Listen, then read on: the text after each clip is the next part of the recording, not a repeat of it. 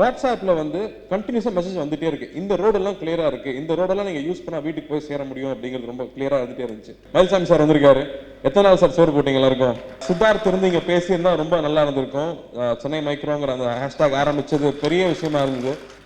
நேற்று நான் மிஸ் பண்ணிட்டேன், பட் அதை பற்றி நிறைய கேள்விப்பட்டேன். இங்கே ப்ராக்ரஸ் அடுத்து நம்ம எங்கே நோக்கி போகணும் அப்படிங்கிற விஷயத்த வந்து ஆல்ரெடி எக்ஸிக்யூட் பண்ணவங்க பேசி நம்ம கேட்டிருக்கோம். அவ்வளோ டீட்டெயில்டாக அதில் இருந்த தடைகள் என்ன, தடைகளை தாண்டி நம்ம என்ன அச்சீவ் பண்ண முடியும்னு, அது நீர் சேகரிக்கிறதாகட்டும், இல்லாட்டி வந்து ரீசைக்கிளிங் பண்ணுறதாகட்டும், ஒவ்வொரு விஷயம் தனித்தனியாக நம்ம கேட்டுகிட்டே வந்துட்டே இருக்கோம். பட் இது எல்லாத்துக்கும் ஒரு பெரிய காரணமாக இருந்தது இந்த ஃப்ளட்ஸ். இது வரைக்கும் நான் மெட்ராஸில் பிறந்து வந்திருக்கோம், இப்படி ஒரு ஃப்ளட் நானும் பார்த்ததில்லை. நான் ஹைதராபாத்தில் தான் இருந்தேன். சரி இன்னைக்கு போயிடலாம் நாளைக்கு போயிடலாம்னா ஏர்போர்ட்டு க்ளோஸ் சார், ஒரு மாதம் திறக்க மாட்டான்ட்டாங்க. சரி எப்படா வீட்டுக்கு போகிறதுன்னு ஒரு டென்ஷன் ஜாஸ்தியாகிடுச்சு. டெய்லி நியூஸ் பார்க்க இப்படி ஒரு நிலைமை வந்து சென்னையில் நடந்துட்டு இருக்கு. நம்ம இங்கே உட்காந்துட்டு இருக்கோம், நம்ம எதுவுமே பண்ண முடியலையேங்கிற ஒரு தவிப்பு இருந்துகிட்டே இருந்தது. எப்படி வந்து நம்ம டிவியில் பார்க்கும்போது மதுரையிலேருந்து நான் வந்தேன் சார், அங்கே ஹெல்ப் தேவைப்பட்டுச்சுன்னு வந்தேன்னு சொன்னாங்களோ, அந்த மாதிரி எல்லாருக்குமே அந்த ஃபீலிங் இருந்துச்சு. சென்னையில் நம்ம இருக்கிற ஊர்ல இப்படி நடந்துட்டு இருக்கு, நம்ம என்ன பண்ண முடியும் அப்படிங்கிறது.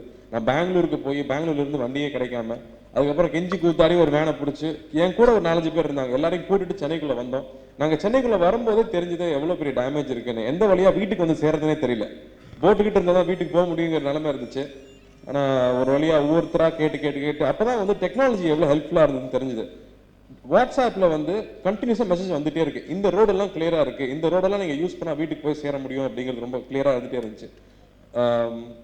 ட்விட்டரில் எவ்ரி ஃபியூ செகண்ட்ஸ் வந்து இந்த ரோடு இப்போ கிளியர் ஆகிடுச்சு, இந்த வழியாக நீங்கள் போகலாம் அப்படிங்கிறது. சோஷியல் மீடியா அவ்வளோ ஹெல்ப்ஃபுல்லாக இருந்துச்சு.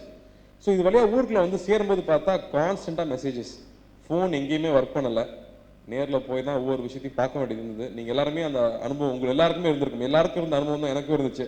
ஒவ்வொரு வீட்டுக்கு போவோம், சில இடத்துல வந்து ஒரு நகைச்சுவையான அனுபவம் இருந்துச்சு, சில இடத்துல பார்த்தா உண்மையாகவே ஒரு பிரச்சனை இருந்துச்சு. ஒரு இடத்துக்கு போனால் தண்ணி நிறையா நிற்குதுங்க, பார்த்து போங்கன்றாங்க, போனால் அங்கே தண்ணியே இல்லை. அந்த 2வது நாள் அந்த இடத்துல வடிஞ்சிருந்துச்சு. சார் ஆர் யூ ஓகேன்னா ஆர் யூ ஓகேன்னு என்ன கேட்டார். என்ன இல்லை எங்கள் வீட்டில் வந்து தண்ணி பிரச்சனை இல்லைனாரு. ஆனால் அதுக்கு பக்கத்து தெருவிலே திரும்ப இன்னொரு இடத்துக்கு கூப்பிட்டாங்க. நாங்கள் போய் பார்த்தா இடுப்பளவுக்கு தண்ணி இருக்குது. அதே இடம் தான், பக்கத்து தெரு இடுப்பளவு தண்ணி இருக்குது. அங்கே வந்து அம்மாவை காணவே, காலிலேருந்து காணவே, ஏதாவது பண்ண முடியுமான்னு கேட்டாங்க. இமீடியட்டாக வந்து ட்விட்டர்லையும் போலீஸ் டிபார்ட்மெண்ட்லையும் சொல்லி அனுப்பிச்சோம். இந்த 2 நாள் ரெஸ்கியூ பார்க்கும்போது பார்த்தா அதுக்குள்ளே வந்து ஆர்மி, என்டிஆர்எஃப் டீம் எல்லாம் வந்து இறங்கிட்டாங்க. ஒவ்வொரு இடத்துலையும் வந்து நம்மளால் போக முடியாத இடத்துலலாம் வந்து நிறைய பப்ளிக் ஹெல்ப் பண்ணிட்டு இருந்தாங்க, நிறைய வாலண்டியர்ஸ் பண்ணிட்டு இருந்தாங்க. மிலிட்ரி வந்ததுக்கு அப்புறமா அடுத்தது இமீடியட்டாக புரிஞ்சது, அடுத்த ரிலீஃப் தான் இமீடியட்டாக தேவைப்படுது. ஏன்னா குழந்தை பக்கத்து வீட்டிலாம் வந்து பால் பவுடர் இருந்தால் கொடுங்கிறது கேட்க ஆரம்பிச்சாங்க. ஸோ ரிலீஃப் உடனே தேவை அப்படிங்கும்போது நிறைய ஃப்ரெண்ட்ஸ் ஃபோன் பண்ணி நாங்கள் மெட்டீரியல் அனுப்பணும், நீங்கள் டிஸ்ட்ரிபியூட் பண்ண முடியுமான்னு கேட்டாங்க. இப்போ விஷால் நான் நிறைய ஃப்ரெண்ட்ஸ் சேர்ந்து, நிறைய ஆக்டர்ஸ் ஃப்ரெண்ட்ஸ் இருந்தாங்க, டாக்டர்ஸ் இருந்தாங்க, காலேஜ் ஸ்டூடெண்ட்ஸ் இருந்தாங்க, டெய்லி வந்து ஹெல்ப் பண்ண காலேஜ் ஸ்டூடெண்ட்ஸ் இருந்தாங்க. லேடி அண்ட் ஆல் ஸ்கூல் இமீடியட்டாக நீங்கள் யூஸ் பண்ணிக்கோங்கன்னு கொடுத்தாங்க. ஸோ அங்கே வந்த மெட்டீரியல்ஸை ஒவ்வொருத்தராக டிஸ்ட்ரிபியூட் பண்ண ஆரம்பித்தோம். அங்கே ஒரு பெரிய லெசன் என்ன இருந்ததுன்னா, எவ்ரிடே என்ன தேவைப்படுதோ அது மாறிட்டே இருக்கு. இன்னைக்கு குடிக்க தண்ணியே இல்லைன்னு தண்ணி கேட்டால் அடுத்த நாள் காலையில் வந்து ட்ரக்காக தண்ணி வந்துட்டு இருக்கான்னு, அடுத்த நாள் தண்ணி தேவைப்படலை. ஃபுட்டு இல்லைன்னு சொல்றாங்க, அடுத்த நாள் ஃபுட்டாக வந்து இறங்கிட்டு இருக்கு. பார்த்தா சார் ஃபுட்டெல்லாம் இருக்கு சார், வேற என்ன கொடுங்கன்றாங்க. டெய்லி இந்த சிச்சுவேஷன் மாறிட்டே இருக்கு. 3ஆம் நாள் பார்த்தா வந்து சார் ஃபுட்டு வந்துருச்சு சார், தேவையான விஷயங்கள்லாம் கிடைச்சிருச்சு, இப்போ போத்திக்கிறதுக்கு ஒரு பெட்ஷீட் இல்லை, தரையில படுக்கிறதுக்கு பாய் இல்லைன்னு கேட்க ஆரம்பிச்சாங்க. சரி இந்த பாயெல்லாம் கொண்டு வரலான்னு பார்த்தா அது அந்த எவ்வளோ தேவைப்படுறோம் அந்த அளவுக்கு கிடைக்கவே இல்லை. அதுக்கு என்ன பிரச்சனை இருந்ததுன்னா டிஸ்ட்ரிபியூஷன் இருந்த ப்ராப்ளம். டெய்லி நாங்கள் வந்து யார் எங்கேருந்து வரீங்க, எந்த ஏரியாலேருந்து வரீங்க, ஒரு போலீஸ் லெட்டர் வாங்கிட்டு வர சொல்கிறாங்க எக்ஸ்டேலேருந்து. அப்புறம் எங்கள் பசங்களே கொண்டு போய் அனுப்பி செக் பண்ணிட்டு வந்தோம். இதுக்கு நடுவில் விஷயம் நடந்துருந்ததுன்னா பார்த்தா ஒரே ட்ரக் வந்து பொருட்கள் எடுத்துகிட்டு போயிட்டு விற்றுட்டு திரும்ப இன்னொரு ட்ரக் வந்து எடுத்துகிட்டு இருந்தாங்க. ஸோ இதுக்கு நடுவில் முறையாக கொண்டு போய் சேர்க்கறதுக்கு பெரிய லெசன் இருந்தது. அப்போ நான் ரியலைஸ் பண்ணது, ஒரு ஏரியாவை நம்ம ஃபோக்கஸ் பண்ணணும் அப்படிங்கிறத நல்லா புரிஞ்சுது. ஸோ எனி டைம் எந்த பிரச்சனை இருந்தாலும் அவங்க லோக்கலாக இருக்கிற ஏரியாவை ஃபர்ஸ்ட் பார்த்தாலே போதும் அப்படின்னு நல்லா புரிஞ்சுது. எங்கேயோ நார்த் மெட்ராஸ்க்கெல்லாம் போய் கொடுத்துட்டு வந்தோம், பார்த்தா டி நகர்லையும் மாம்பலத்துலையுமே அவ்வளோ பிரச்சனை இருந்துச்சு. ஸோ டெஃபினட்டாக வந்து அலெக்ஸ் சார் சொன்ன மாதிரி ஒரு பெரிய போர்ட்டல், ஒரு இடத்துக்கு போனால் நீங்கள் இந்த ஏரியாவில் இருக்கீங்களா, நீங்கள் இந்த ஏரியாவை மட்டும் பார்த்துங்கன்னு பிரித்து விடுறதுக்கு நமக்கு நிச்சயமாக ஒரு சென்ட்ரல் பிளேஸ் நமக்கு நிச்சயமாக தேவைப்படுதுன்னு இதில் ஒரு பெரிய லெசனாக இருந்துச்சு. அண்ட் ரொம்ப நெகிழ வச்ச விஷயங்கள் மனிதன் தான். ஒரு சின்ன பையன் வரான், என்கிட்ட 2000 ரூபா இருக்குண்ணா, இதில் ஏதாவது பண்ண முடியுமாண்ணா, ஒரு 10 பெட்ஷீட் வாங்கி கொடுத்துட்டு பண்ண வாங்கி கொடுத்துட்டு ஃபுல் டே அவன் மூட்டை தூக்கி இறக்கிட்டே இருந்தான். பெரியவங்க 2 பேர் வந்தாங்க, இதே மாதிரி தான். ஒரு டீ கடைக்காரன் வந்தார், சார் நீங்கள் காலையிலேருந்து ஹெல்ப் பண்ணிகிட்டே இருக்கீங்க, நான் என்ன சார் பண்ணுறதுன்னு சொல்லிட்டு காலையிலேருந்து ஒர்க் பண்ண அத்தனை பேருக்கும் டீ கொடுத்துட்டு கையில் காசே வாங்காமல் போயிட்டார். அவர் நிச்சயமாக அது பெரிய காசாக இருந்திருக்கும், ஆனால் அவர் காசே வாங்கிக்கல. இன்னொரு விஷயம் நான் ரொம்ப ஆச்சரியமா பார்த்தது, ஒருத்தர் ஏர்போர்ட்ல வந்திருக்காரு, வீட்டுக்கே போக முடியல, ஆட்டோ கார்டை கொண்டு போய் விட்டுட்டு இவர் கையில இருந்து காசு எடுத்து கொடுத்துருக்காரு. கிரெடிட் கார்டுலாம் 2 நாளைக்கு வேலை செய்யாது, கேஷ் கொஞ்சம் வச்சுக்கங்க சார்னு சொல்லிட்டு ஆட்டோ கார்டர் போயிட்டாரு.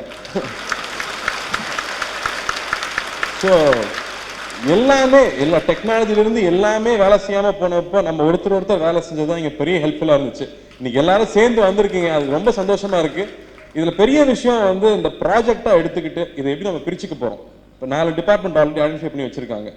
ஸோ ஆக்டர்ஸாக நிச்சயமாக ஒரு இடத்துக்கு போகும்போது அங்கே அந்த அட்டென்ஷன் நல்லா கிடைக்குதுன்னு தெரிஞ்சுது. நார்த் மெட்ராஸில் எங்கேயோ ஒரு இடத்துக்கு நாங்கள் போய் சேரும்போது சிரிச்சிட்டு சந்தோஷமா வந்தாங்க. அவங்க வீட்டில் எதுவுமே இல்லை, வெறும் குழந்தைய மட்டும் கையில் வச்சுட்டு நடந்து வந்து சிரிச்சுட்டே வராங்க. நீங்கள் வந்திருக்கீங்களா, எனக்கு போதும் சார். அந்த சந்தோஷத்தை கொடுக்க முடிஞ்சதுன்னு எனக்கு சந்தோஷமா இருந்தது. நான் கொண்டு போயிருந்த பொருள் அங்கே பத்தலை, ஆனால் அவங்க எல்லாருமே அங்கே சந்தோஷமா இருந்தாங்க. ஸோ நம்மளால நிச்சயமா ஒரு விஷயம் போய் மக்களுக்கு சேரணும்னா கொண்டு போய் சேர்க்க முடியுதுன்னு இருக்கு. மயில்சாமி சார் வந்திருக்காரு. எத்தனை நாள் சார் சோறு போட்டீங்க எல்லாருக்கும்? சலிக்காம சோறு போட்ட ஒரு ஆள், டெய்லி போய் போய் போய் சோறு போட்ட ஒரு ஆள். ஏன்னா எல்லாருமே ஒரு விஷயம் தொடர்ந்து பண்ண முடியல. ஒரு இன்ஸ்டிடியூஷனா இருக்கிறவங்களுக்கு தான் கன்வியூஷன் சப்போர்ட் பண்ண முடிஞ்சது.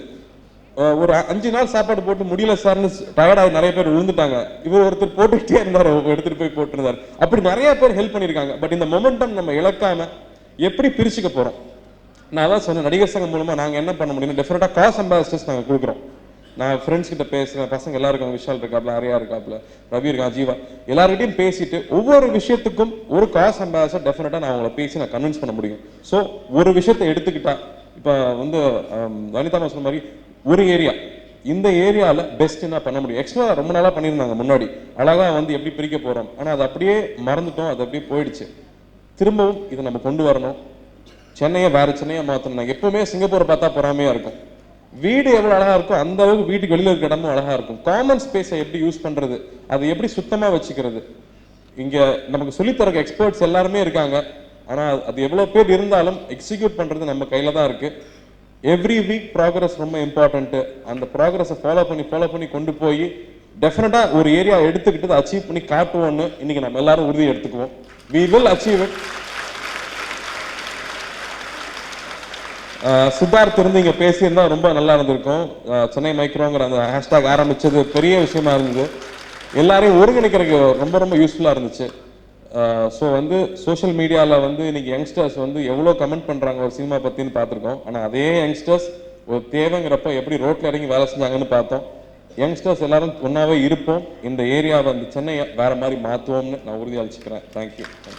சிம்பு வந்து பேசாமல் இருக்க வேண்டியதானே, அதுக்கு போய் இப்படி கேவலப்படுத்திக்கிறது. நான் எதாவது சொன்னால் தப்பாக இருக்கும். ஒரு டிவியில் வந்து ஒரு செட்டப்பாக சண்டை போட்டோம், அது இன்னும் அதுக்கு பேசிக்கிறேன். பட் இது வந்து ஸ்டூப்பிங் டூ லோ.